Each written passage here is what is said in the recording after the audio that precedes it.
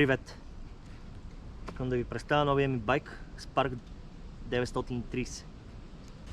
Това не е точно ревю, защото още не съм го карал. Боята е уникална. Така че предпочитам да не я надирам излишно. Чакам фолио да пристигне, когато го облепа, ще му направя правилното тестване. За сега само първи впечатления от колелото. 930 е втория най-достъпен карбонов модел в 900 линията. Първият 940, който е с рамокомплектовка. Това е втория, който е с Fox окачване и шиманско задвижване и спиране. Цялата линия 900 е с карбон HMF. Това е по-евтиния от двата карбона. HMX мисля, че го има само на Tune модела, който добрите хора от Scott са решили, че трябва да струва между 15 и 20 хиляди. Доста са палави. Рамката е готина. През годините е била с хоризонтален, с вертикален. Сега са решили да го интегрират вътре шока. Тук. Като това им е решило някои много сериозни проблеми. Първо, свалили с центъра на тежестта колкото се може по-ниско, очевидно. Второ, наляли са много материал, за да заздравят рамката там, където е полезно и където не се усеща много. А там, където не им трябва, погледнете какво са оставили. Като конец. И едновременно с това рамката е доста стив. Нека минем набързо през окомплектовката и геометрията на колелото. Ще започнем с геометрията. Определено е липсващата частица между трейл колело и крос-кантри weapon, дет му викат. 120 ход на рамката, 130 на вилката и като цяло следват едни числа, които са доста радикални. Значи, челният ъгъл е 65,8, може да се променя до 66,6 или с допълнителни чашки, които идват с колелото, до 67,2. Всичко това става без инструменти, което е супер. Седалковия ъгъл. Седалковия ъгъл е 75,9. Wheelbase на размер M е 1174. На елката е 1205. Това е повече отколкото на трейлбайка ми. Рича при M е 440, стака е 607. Чейнста е еднакъв за всички размери. 437. Малко към дългата страна е. Някои неща са направили много странен избор при окомплектоването. Започвам с вилката. Fox Rhythm, който е 2 кг във вилка. Сега, все пак е категория, където теглото наистина играе роля. Мисля си, че спокойно можеха да сложат перформанс и да не е ритъм. Но за тази работа трябваше да дам още 2000 лева и да взема 920 модела. Той идва с перформанс. Но пък вече е на срамска окомплектовка при драйвтрейна, така че нямаше как да ми се случи. Просто съм фен на Shimano. За шока, който е Fox Nut 5, не мога да кажа да споделя кой знае какви впечатления, защото не съм го карал. Но първите неща, които правят наистина много голямо впечатление, на напълно отворен режим, смехотворно мека е рамката, в смисъл самото окачване не е като за крос-кантри, не е като за трейл, направо си като за ендуро колело. При натискане на Twin Lock компресията влиза в така прогресивна крива, че в действителност хода на рамката спада до 80 мм и става феноменален катерач. Съответно,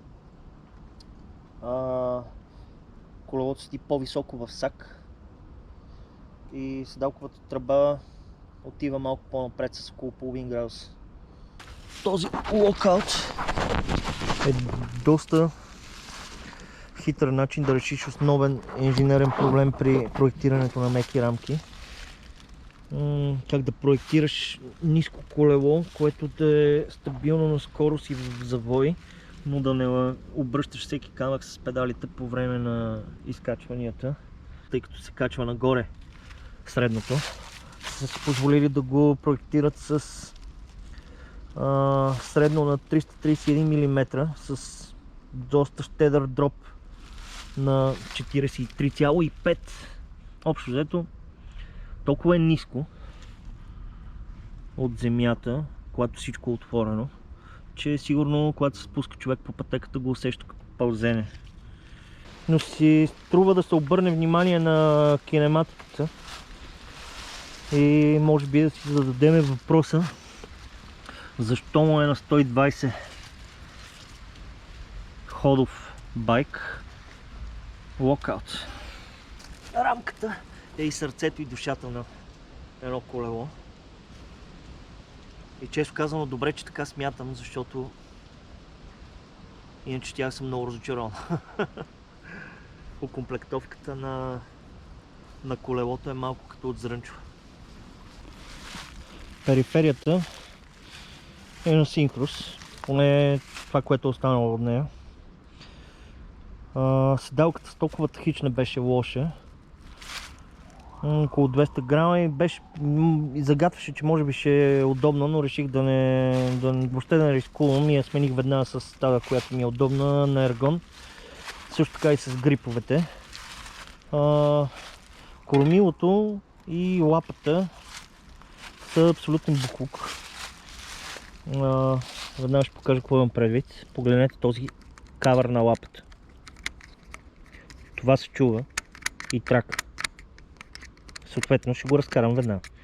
Хубавото е, че лапата може да се смени. Само трябва да се запазят спейсерите отдолу за окабеляването. Кормилото е изключително тежко. Не го харесвам. Дропъра Synchros Duncan. Хубавото му е, че в 31,6 размер. Съответно лесно ще се намери заместител. Deore 6100 като команда.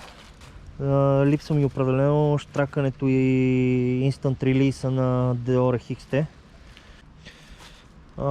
Също важи и за спирачките. Това са Deore M6120 с дискове RT64 180 мм отпред и отзад. Но на първо усещане тая мантра с 4 буталните спирачки, които работели винаги повече от буталните, направо отиде в кофта. Наполовината не спират толкова колкото M8000 Deore XT. Също така големия минус на тези апарати е, че не могат да се ползват радиаторни спирачки, радиаторни накладки. Стана уилсета Synchros, но като се вгледаш малко, излиза, че е Alex Trims, брандиран като Synchros. Задния аксел е вграден 6 грам шестица, заедно с T25 и T30. А пък странното е, че всъщност всички болтове на рамката са с еврейска звезда. Рамката, М-ката, може да побере 2 кошнички и 2 бутилки, но тази, която е вертикалната, трябва да е със странично изкарване и не по-голяма от 600 мл. Гумите са супер. Това са Wicked Wheel, които Schwalbe произвежда специално за Scotts Park. Гумите са 2,4 и има доста добро място като клиренс. Така че може спокойно да се сложи и 2,4 DHR според мен. Ще го покарам като го облепа, за да не нарана рамката. Ще направя едно друго видео, вече с впечатление от това как се кара самото колело. Благодаря ви и до следващия път.